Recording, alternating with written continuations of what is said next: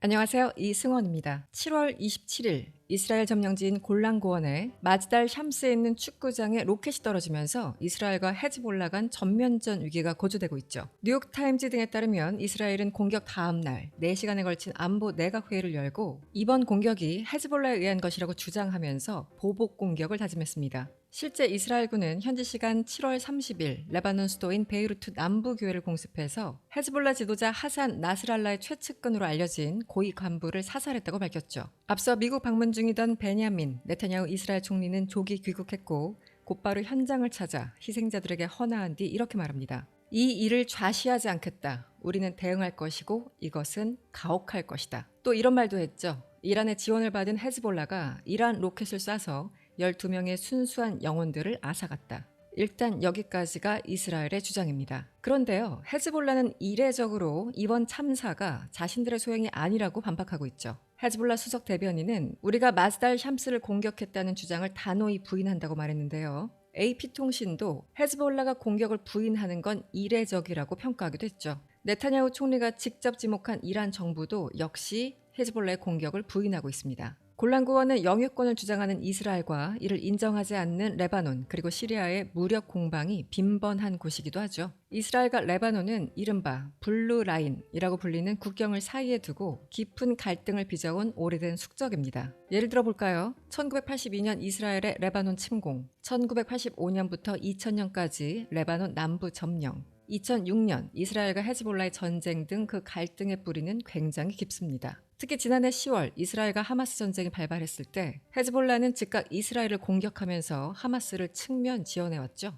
AP통신 분석에 따르면 2024년 7월 현재 레바논 측에서 450명 이상, 이스라엘 측에서 45명이 사망했습니다. 그렇다면 헤즈볼라는 대체 어떤 조직일까요? 이들은 레바논이라는 국가에서 어떤 역할을 하고 또 레바논의 일반 사람들은 이 헤즈볼라에 대해서 어떤 생각을 하고 있을까요? 오늘 전달할 이야기입니다.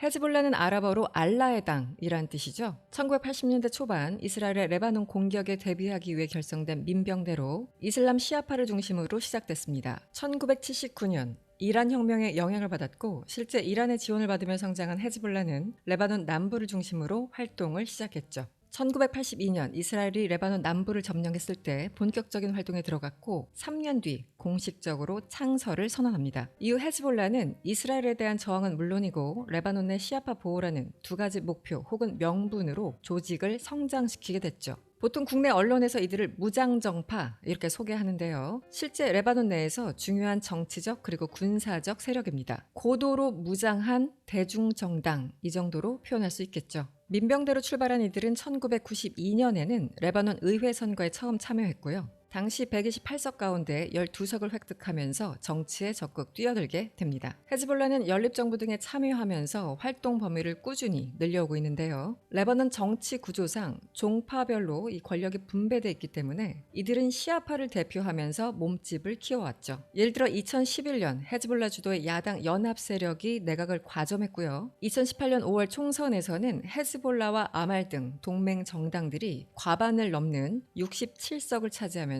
최대 다수파 지위를 차지하기도 했습니다. 얼마 전인 2022년 5월 선거에서는 헤즈볼라 그리고 그 동맹 정당들이 과반을 다시 잃었죠. 참고로 종파가 너무 많은 레바논의 경우에는 정치 구조가 좀 복잡한데요. 대통령은 마론파 기독교, 총리는 수니파, 그리고 국회의장은 시아파로 이렇게 각각 권력을 나눠 갖는 아주 독특한 구조입니다. 때문에 일각에서는 3명의 대통령이 존재한다라고 표현하기도 하죠. 현재 남부와 베이루트, 북동부 등에서 상당한 영향력을 행사하는 헤즈볼라가 이 세력을 오랫동안 유지하는 이유는 이스라엘 방어와 시아파 보호 외에도 정말 다양합니다. 금융부터 미디어, 의료부터 학교, 식품, 유통, 숙박까지 정말 다방면으로 레바논 사회 일부를 구축해오면서 사실상 정부 안에 있는 정부로 역할하기 때문이죠. 몇 년 전 미국 국무부는 헤즈볼라의 한 해 예산을 약 10억 달러로 추산한 바 있는데요. 바로 이 때문에 확고한 지지 세력을 가질 수 있었습니다. 시아파 형님격인 이란이 매년 약 7억 달러의 자금을 헤즈볼라 측에 지원하고 나머지 약 3억 달러는 개인과 상점, 협회, 은행 등 시아파의 자발적 기부나 헤즈볼라가 운영하는 마트나 주유소, 호텔 등의 수익으로 충당되는 것으로 알려져 있습니다. 지난 80년대 초 헤즈볼라는 레바논 동부 베카 계곡 쪽에 기반을 둔 이란 혁명 수비대로부터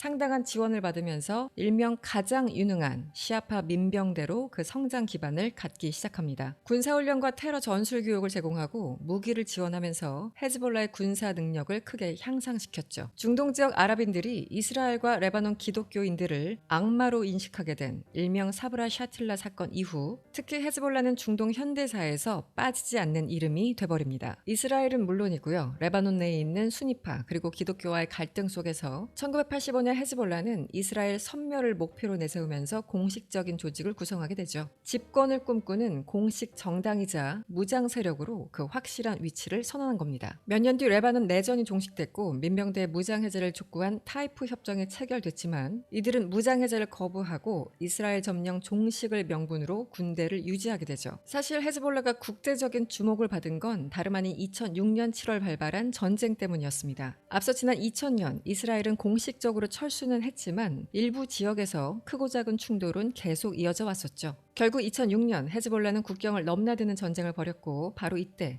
이스라엘군인 8명이 사망했고요. 2명이 납치되는 일이 발생합니다. 이스라엘은 이번 골란 고원 사태처럼 보복 공격을 다짐했고 전투기를 이용해서 남부 지역은 물론이고 베이루트 외곽의 헤즈볼라 거점들을 폭격하게 되죠. 이에 대응해서 헤즈볼라는 이스라엘을 향해서 약 4,000발의 로켓을 발사하면서 상황이 격화됐고 이 전쟁은 한 달 이상 계속됐습니다. 결국 양측의 피해가 너무 심각해지자 국제사회는 중재와 압력을 통해서 일단 전쟁을 멈추게 하죠. 34일간에 걸친 이 교전 끝에 레바논은 1130여 명이 숨졌고 이때 많은 민간인들이 희생됐습니다. 이스라엘에서는 군인 119명과 민간인 45명이 사망했죠. 9.11 사태 이후 테러와의 전쟁을 선포했던 당시 미국 부시 행정부는 이스라엘을 적극 지지하면서 헤즈볼라라는 이 위험 세력을 제거할 기회로 생각했지만 결과적으로 실패로 끝났습니다. 헤즈볼라 뒤에는 바로 이란이 버티고 있었기 때문이죠. 한 해 전인 2005년 수니파였던 라피크 하리리 총리 암살 사건으로 한참 코너에 몰렸던 헤즈볼라는 어쨌든 이스라엘과의 전쟁으로 다시 부상하게 됐고요. 잠시 숨죽여왔던 온건 시아파 세력들도 헤즈볼라에 동조하면서 레바논 내 시아파는 다시 세력 확장의 계기를 만들게 되죠.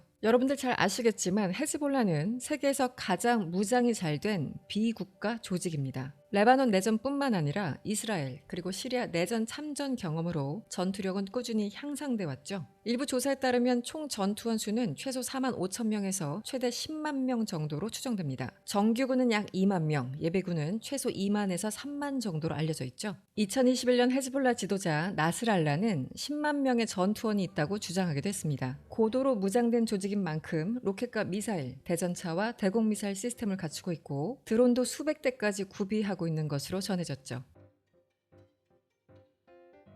그렇다면 여기서 좀 궁금해집니다. 과연 레바논의 일반 국민들은 이 헤즈볼라를 어떻게 생각하고 있을까? 레바논 의회 구성을 보면 헤즈볼라는 분명히 지지 세력이 있습니다. 본격적인 설명에 앞서서 레바논의 현재, 특히 경제 상황을 조금은 알 필요가 있습니다. 레바논은 현재 경제가 거의 붕괴 수준입니다. 2019년부터 이미 심각해졌고요. 2020년 재앙적인 베이루트 항구 폭발 사고 이후 더욱 악화됐죠. 2024년 기준 521만 명 인구 가운데 3분의 2가 빈곤 속에 사는 것으로 전해졌습니다. 실제 2024년 2월부터 4월까지 도시와 농촌을 포함한 레바논의 모든 지역과 주요 종파 공동체를 대상으로 아랍 바로미터라는 곳에서 설문조사를 벌였습니다. 시민들의 약 80%가 현재 식량의 가용성과 가격이 문제라고 답했고요. 68%는 지난 한 달 동안 식량이 부족한 상황을 겪었다고 답했습니다. 2023년 9월부터 설문조사를 실시한 7개 주요 아랍 국가 가운데 레바논 응답자들은 물과 전기, 인터넷 접속, 의료 서비스 제공에 대한 만족도가 가장 낮았다고 합니다. 한마디로 주요 아랍 국가 가운데 레바논이 가장 처참한 생활을 하고 있다고 대답한 겁니다.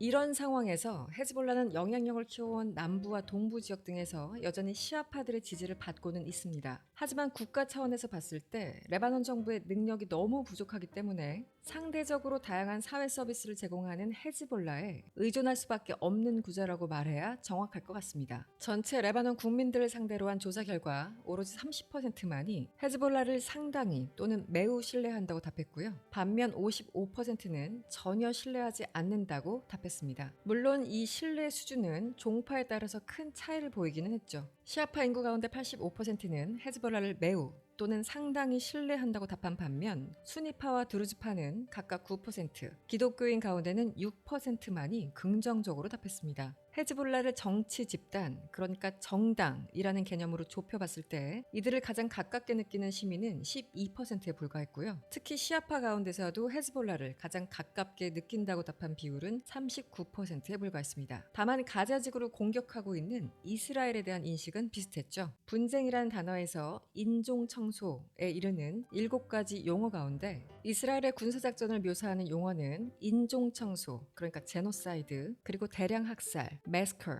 이 단어들이 압도적이었습니다. 2024년 7월 현재 이스라엘과 헤즈볼라 사이의 전운이 다시 감돌고 있습니다. 레바논의 경제 상황은 먹고 살기도 힘들 정도로 처참한데 만약 이 전쟁이 전면적으로 확대된다면 더욱 절망적인 상황에 직면하게 되겠죠. 이스라엘의 공격을 막아내는 헤즈볼라를 당장은 지지할 수 있겠지만 근본적으로 레바논 일반 국민들은 그 어떤 전쟁도 원치 않습니다. 다만 하루하루 굶지 않고 버틸 수 있는 그런 평범한 삶을 꿈꿀 뿐이죠. 하마스와 예멘 그리고 헤즈볼라까지 이른바 3면 전쟁을 벌이고 있는 이스라엘, 그리고 레바논 정부의 부실에 기대면서 수십 년간 생존해온 헤즈볼라, 이들의 싸움은 언제나 끝이 날까요? 지금까지 이승원이었고요. 오늘은 여기까지입니다.